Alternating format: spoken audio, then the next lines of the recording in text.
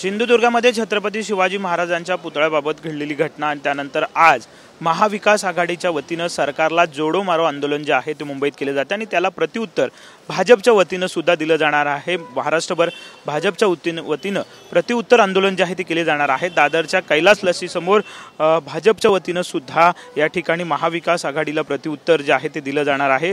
कुठेतरी महाविकास आघाडी छत्रपती शिवाजी महाराजांच्या पुतळ्याची जी घडलेली घटना आहे त्यावरून राजकारण करते असं भाजपचं म्हणणं आहे आणि त्यामुळेच त्यांना उत्तर देण्यासाठी भाजपच्या वतीनं थोड्या वेळात या ठिकाणी हे आंदोलन प्रत्युत्तर आंदोलन जे आहे ते सुरू होईल। महाराष्ट्रातल्या सगळ्याच ठिकाणी अशा पद्धतीनं भाजप जो आहे ते महाविकास आघाडीला उत्तर देणार आहे।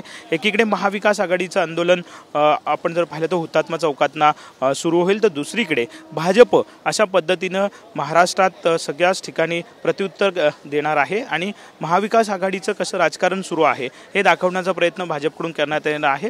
कैलास लसी समोर आपण जर पाहिलं तर अशा पद्धतीनं तयारी सध्या या सगळ्या आंदोलनाची सुरू झालेली आहे। आशिष शेलार आणि प्रसाद लाड त्याचप्रमाणे भाजपचे कार्यकर्ते या ठिकाणी प्रत्युत्तर आंदोलन करणार आहेत। कॅमेरामॅन रोहन पवारचा विनायक डावरू, TV9 मराठी, मुंबई।